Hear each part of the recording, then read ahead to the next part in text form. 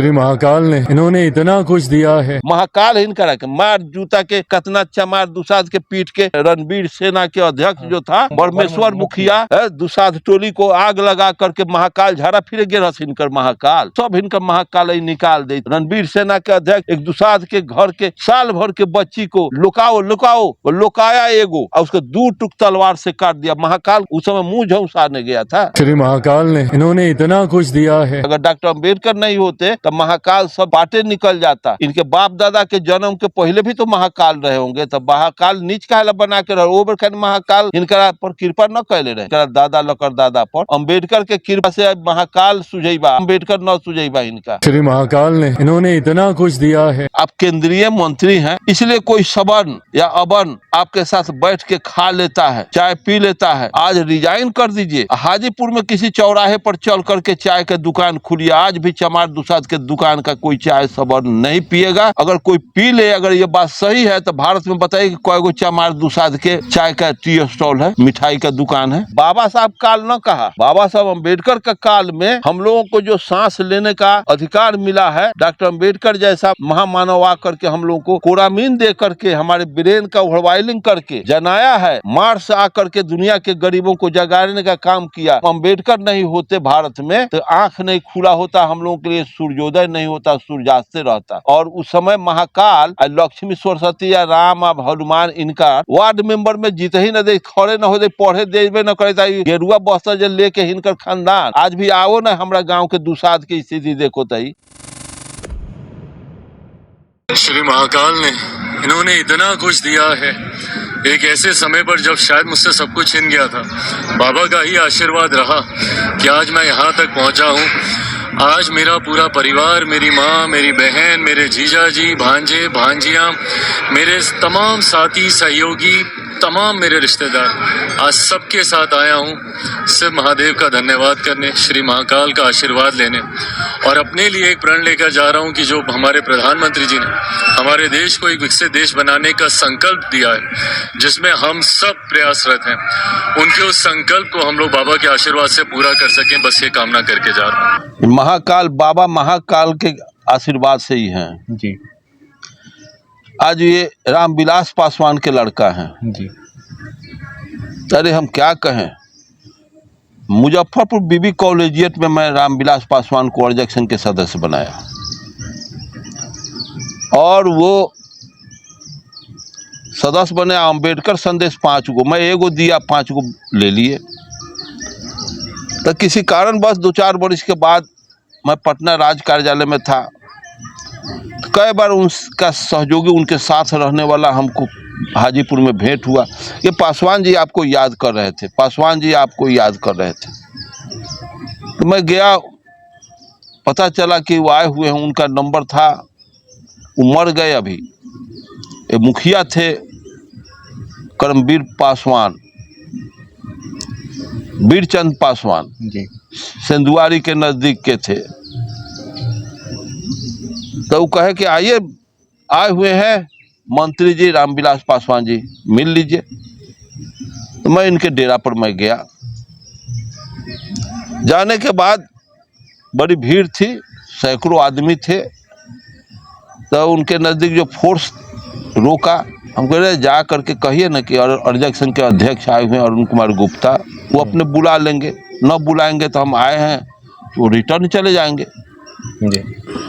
तो जैसे वो जाके कहा कि सर एक आदमी आए हुए हैं, उम्रदराज आदमी है, अर्जक संघ के अध्यक्ष हैं बिहार के, गुप्ता जी उनका नाम हुआ, तब बुलाओ बुलाओ। तो उनके बगल में जब मैं आया, फोर्स कहा, मैं गया, जैसे किवाड़ के से प्रवेश कर रहे हैं तो उनके बगल में जो बैठे थे कोई विधायक मंत्री थे, वो कहे कि आप यहाँ से हट जाइए, वो आ रहे हैं। तो वो हटा और उसके बाद आइए आइए बैठिए।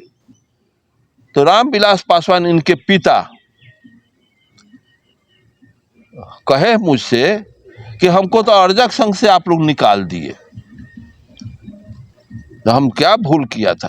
आप चोरी करने वाला को पता नहीं न होता है कि मैं गलत कर रहा हूँ कि सही कर रहा हूँ, तो सही समझ के करता है जी। सामाजिक दृष्टिकोण से गलत है कि दूसरे का जमा किया हुआ पेट काट के जमा करता है, उसको कोई लूट लेता है, कहीं कैसे बर्दाश्त करेगा, पकड़ेगा तो काट देगा।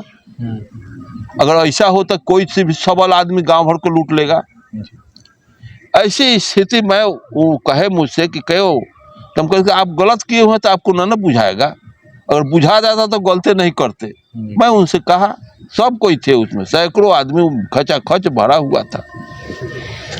आप अपने लड़का के मुंडन करवाए थे, शायद इसी का अच्छा, या किसी का मुंडन करवाए थे, तो सिद्धेश्वर में माछ छिलवाए थे।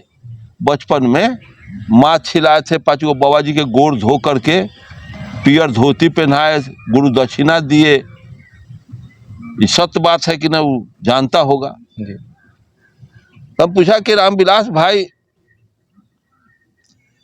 ये पाखंड आपने किया, इसीलिए पाखंडी रामविलास पासवान कह करके आपको अर्जक से निष्कासित करने का अर्जक पत्रिका में निकाला गया।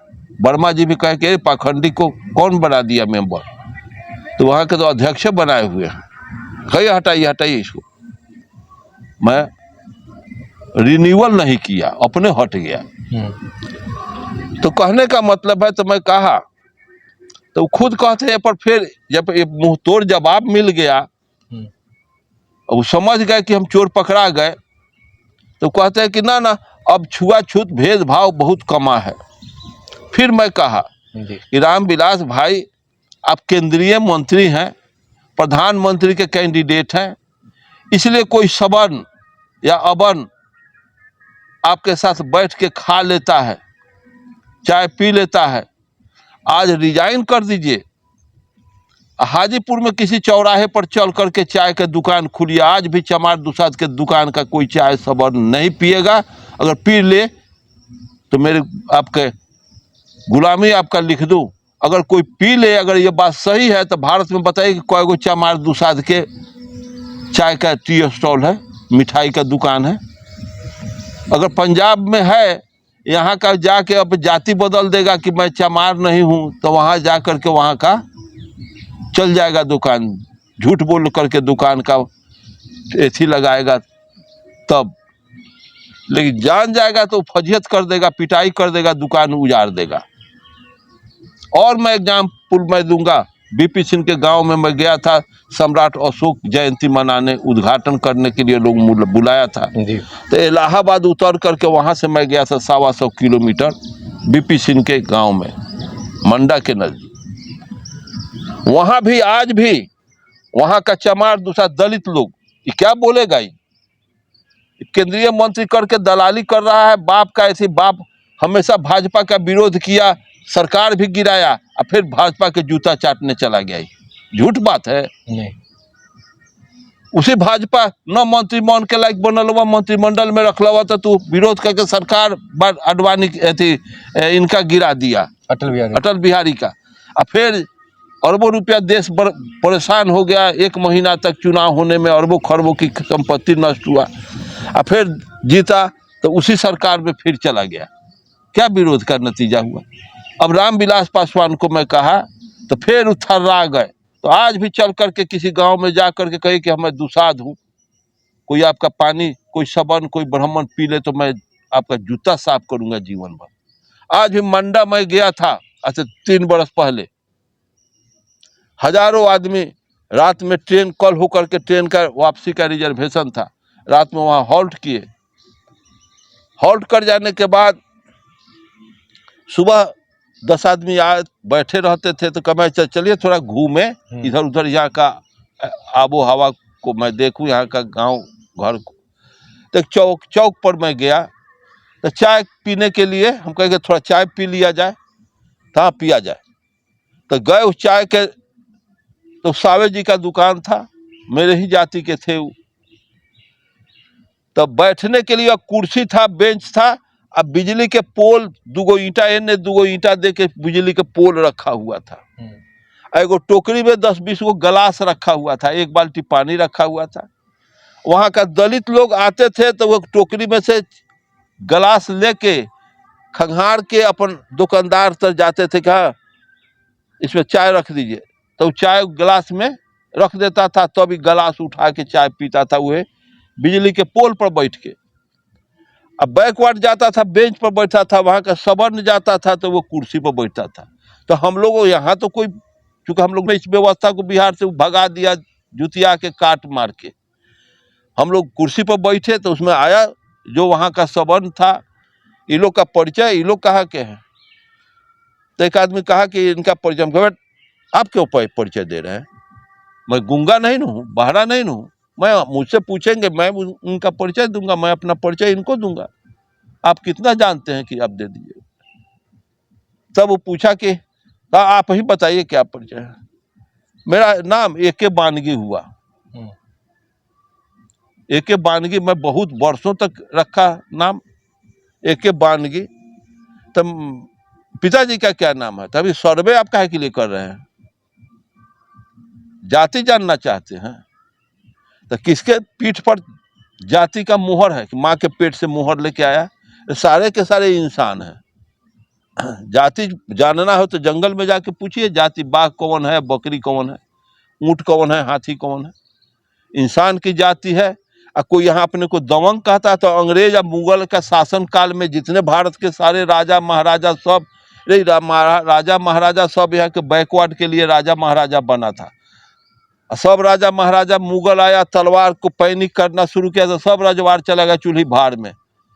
तो मुगल बन गया यहाँ का राजा, गजनी गोरी अकबर बाद हुमायूं, एक सामने सब रजवाड़ इनकर निकल गए। वो पर कहा ये लोग रहे बहादुर लोग। और जब अंग्रेज आया तो बहादुर शाह जफर का 80,000 बंदूकधारी तलवारधारी 80,000 फौज को 14,000 ईस्ट इंडिया कंपनी के फौज सरेंडर करा करके बहादुर शाह जफर को रंगून भेज दिया। सर सवाल मेरा यह है कि जैसे इन्होंने कहा कि मुझे महाकाल की कृपा से मिला। हाँ, तो महाकाल हिन करा के मार जूता के कतना अच्छा मार दुसाद के पीठ के। रणवीर सेना के अध्यक्ष जो था बरमेश्वर मुखिया, दुसाध टोली को आग लगा करके महाकाल झाड़ा फिर गिर हिनकर महाकाल, सब हिनकर महाकाल निकाल दे। रणवीर सेना के अध्यक्ष एक दुसाध के घर के साल भर के बच्ची को लुकाओ लुकाओ, वो लुकाया एगो और उसको 2 टुक तलवार से काट दिया। महाकाल उस समय मुंह झौसाने गया था और ये काबिल बन रहा है महाकाल। और नरेंद्र मोदी के दलाली करो, ये सारा के सारा भारत के ये गरीब का दुश्मन है ये सब। अच्छा सर, बाबा साहब अगर नहीं होते तो इनकी स्थिति क्या होती? बाबा साहब अम्बेडकर तो कमाल का व्यक्ति पैदा हुए। ज्योतिबा फूले, बाबा साहब अम्बेडकर, पेरियार, ललई सिंह यादव, ये राम स्वरूप वर्मा, जगदेव प्रसाद जैसे लोग, कर्पूरी ठाकुर जैसे लोग हुए कि रामविलास पैदा हुआ। अगर कर्पूरी ठाकुर न होते तो रामविलास पैदा होता। अच्छा, बाबा साहब ने संविधान के अधिकार की बदौलत आज यहाँ तक पहुँचे हैं, फिर भी ये महाकाल का नाम ले रहे हैं। अगर बाबा साहब का संविधान नहीं होता तो क्या लगता है सर, क्या स्थिति थी? वो तो बेईमान आदमी ऐसा कहेगा महाकाल। बाबा साहब काल न कहा, बाबा साहब अम्बेडकर का काल में हम लोगों को जो सांस लेने का अधिकार मिला है, डॉक्टर अम्बेडकर जैसा महामानव आकर के हम लोगों को कोरामीन दे करके हमारे ब्रेन का ओवरवायलिंग करके जनाया है, मार्स आकर के दुनिया के गरीबों को जगाने का काम किया। ये पर जा करके हम लोग ये हुए हैं। अगर ये लोग अम्बेडकर नहीं होते भारत में तो आंख नहीं खुला होता, हम लोगों के लिए सूर्योदय नहीं होता, सूर्यास्त रहता। और उस समय महाकाल लक्ष्मी सरस्वती या राम या हनुमान इनका वार्ड मेंबर में जीत ही न दे, खड़े न हो दे, पढ़े देवे न करे, गेरुआ बस्तर जो लेके हिनकर खानदान आज भी आओ ना हमारा गांव के दुसाध की स्थिति देखो तई। सर महाकाल की कृपा से मानते हैं कि वो केंद्र में मंत्री बने हुए हैं, अगर उनको लगता है कि मैं महाकाल की कृपा से यहाँ पे मंत्री बना हूँ तो उन्हीं की जाति के लोग आज भी अछूत नीच की जिंदगी क्यों जी रहे हैं? इसको पता कहाँ है? जब इसके बाप को पता, जब उसी गर्भ से पैदा हुआ, इसके गांव में मैं गया था जहाँ रामविलास जी का जन्म हुआ था और क्या क्या स्थिति थी मैं नहीं जानता हूँ। अब ये तो उस गांव में गया नहीं, गरीबी के एथी में झेला नहीं। ये तो रामविलास केंद्रीय मंत्री बना है, तब जा करके संसद बना है, तब जाके इसका पैदाइश हुआ है। वही लूट खसोट का अन्न पानी खाया है, लूट खसोट का भाषा बोलता है, अब उसी तरह के चकाचौकी में ही रहा है। तो चकाचकी का भाषा जो मजदूरी कर रहा है चमार दुसाद कोयरी कुम्हार, इस गरीबी के तांडव को ये क्या जानने गया। अगर डॉक्टर अम्बेडकर नहीं होते तो महाकाल सब पाटे निकल जाता। इनके बाप दादा के जन्म के पहले भी तो महाकाल रहे होंगे, तो महाकाल नीच काहे ला बना के रहे, वो बेर महाकाल इनकरा पर कृपा न कैले रहे, इनकरा दादा लकर दादा पर। अम्बेडकर के कृपा से महाकाल सुझेबा, अम्बेडकर न सुझेबा इनका। जी। अरे बेईमान आदमी का कोई दर्शन होता है, बेईमान